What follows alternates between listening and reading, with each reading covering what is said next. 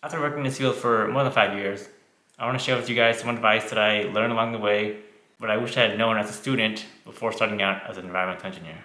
Hey everyone, my name is Randy Lee, and I'm an environmental engineer. But before we begin, I first want to start off by going over some of the reasons why you were probably looking into this field in the first place. It's probably going to be the same reasons as it was for you as it was for me. So just like many of you guys, I was inspired by the idea that environmental engineering could be the key to solving like some of the greatest issues in the world. But as I quickly learned, theory and practice, they're not really always the same thing. There are some realities in the professional world that I wasn't really prepared for. And today I'll be going over some of those realities, the lessons that I learned the hard way, and also giving you some advice for people who are considering entering this field. I'm making this video because I want to save you guys a bunch of wasted time that I had already gone through.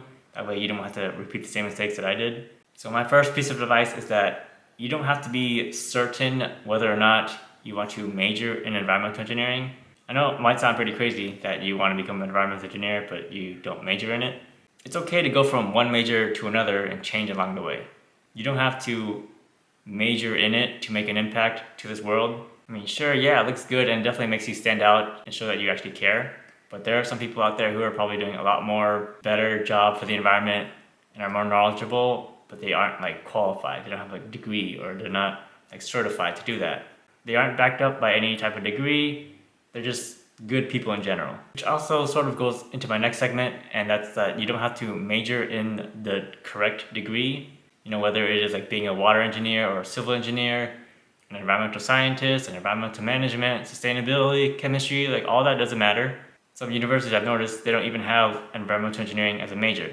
Some only have say environmental management or sustainability.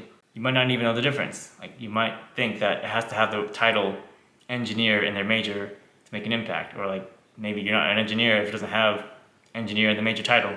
So are you still gonna get hired? The answer to that is, so long as it is an ABET accredited university, that's good enough. For the most part, employers don't even care if you have the exact name as that major for the job description. They're pretty flexible. They understand. Rarely do people ever go in exactly knowing what they want to do in life and major in that field and find a job right away for that exact degree. So you're fine, trust me. The school name doesn't really even matter. We all don't need to go to Harvard to get this college degree.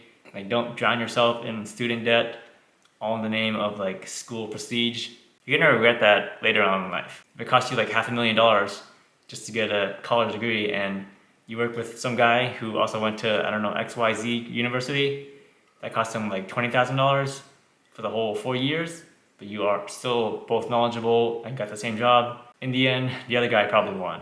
Again, so long as the university is ABET accredited, then it is all the same. Next, for students who are struggling, you don't need to be good at math to become an engineer.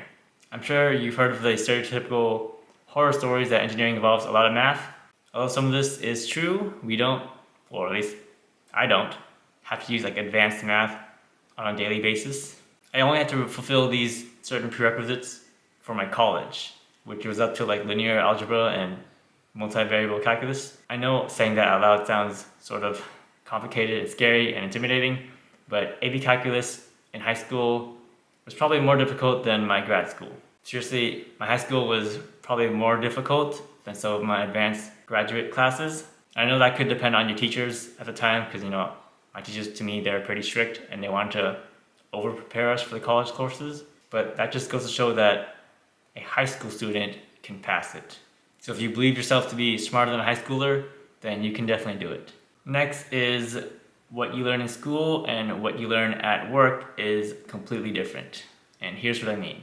In school, we're often buried under layers of theories and equations and lab experiments that sometimes feel very disconnected from the world. But once you step into professional roles, you quickly realize that having hands-on experience is more practical and better. So the classroom, they taught me how to design things on paper, but none of that really works out in the real world. It didn't really prepare me to see how difficult it would be to actually implement all that paper design into the real conceptual world. There are always going to be some unexpected issues. For example, there would be some water quality issues, equipment malfunctions on the field, and even regulations that weren't really taught in school. They're just not mentioned in general. So if I can go back, I at least tell myself that real world experience is much better. Get as much as you can as possible, whether it be through like internships or volunteer work or just like small projects on the side. Just try to get as much as you can while you still can in school. That'll definitely prepare you for how difficult it will be in the more professional settings. Up next is networking. I wish I had known that networking actually is important.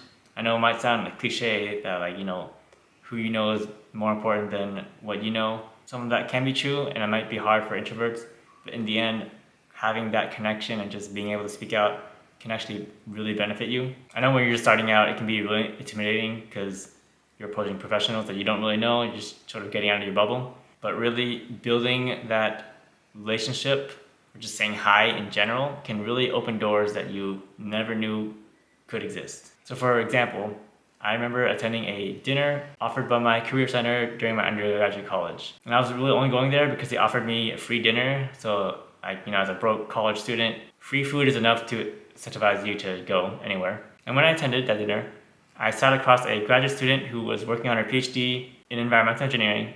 And I didn't really think much about it because back then I was just like stuffing my face with free food until one of my friends pointed out that, maybe I should talk to her. I should approach her and just introduce myself and say, I like your project, and just let her know that I was like openly available and interested in working or interning with her if she needed help. The conversation went pretty well actually, and so not only did I get free food, but at the end of it, she offered me a position to help with her project, which was also paid, so not bad for a free dinner. What if you're an introvert? People can be mean and scary. I don't really consider myself an extrovert in any way, and I would only speak up if I'm really forced to, or like it's something just super important that I can't really pass. In this case, having this opportunity was just too good to pass, so I did the unthinkable at the time and just said hi. And to my surprise, things just worked out in the end. So all this to say is that relationships can offer you new opportunities that can lead to different career paths. Just don't be afraid to reach out. You don't have to go all out and spill your life story. You could just say, hi, I'm interested. Go out there and join some environmental groups, actively participate in opportunities, internships, projects, connections in general. Just striking up a conversation can lead to endless possibilities.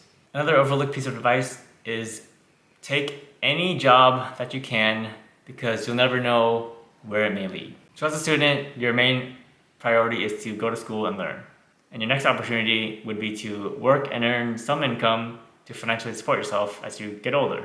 And what better way to do that, to both learn and earn income, than by taking some internship or some part-time job, even if it is unrelatable to your major. So hear me out. Some may argue that this may distract you from learning and graduating as fast as possible. And although in some instances that could be true, I would say more often than not that having some part-time job will teach you some soft skills that will truly benefit you in the long run throughout your professional development. So for example, you working at a Starbucks while you work on your engineering degree is a lot more connected than you think. So at Starbucks, you deal with customers. Some of them may be difficult to deal with, and you're put on the spotlight just to work with them. You have to be fast and make quick decisions. You have quick deadlines because they want their coffee right away. And let's say you work there for a pretty long time. You work there for 4 years throughout your entire major. So you develop some sort of relationship with your customers. You communicate, you talk by asking for their order. All those things are learned on the job at Starbucks, and you grow thick skin as you gain experience. And all of that, even though it's not engineering related, that will help you develop as a person. And last is to always continue to learn. So our field is constantly evolving, whether it's with new technologies or regulations or some environmental challenge, they're always just showing up every single day. And I quickly learned that my formal education was just the beginning. Whatever you learn in college is just the start. In my early years, I made it a habit to always read the news, take some online courses, and attend some workshops if they're offered, just to stay updated. So this habit of lifelong learning not only kept my skills sharp, but also made me more valuable in the workplace because I was all on top of things. And all this learning doesn't have to be in a classroom setting. You don't have to attend school to actually gain knowledge. You can learn it through something just YouTube and just subscribing to those nerdy science videos that I do. Learning can always be pertaining to getting a new advanced degree or some certificate that may bump up your pay. So late in my career, and it's still ongoing. I'm trying to get my professional engineering license. So I'm taking a class to get that. And it's been a progress. It's been a while since I last attended school, so some of the concepts are more difficult to grasp, and I'm probably not as motivated to study anymore because I'm not really affected by grades anymore. It's just a tough journey, but I know that I still want to do this just to get my license. So what actionable advice can I give you based off of these experiences? First, you should embrace practical learning opportunities. So seek out internships, volunteer positions, and hands-on projects that can actually help you as early as possible. They might seem intimidating at first, but they do provide a level of understanding that really no textbook can ever offer. Second is build your network. Don't underestimate the value of conversations or mentorship and professional relationships. Go out there and attend events, join those dinner opportunities, and just reach out to professionals in your field. Third is never stop learning.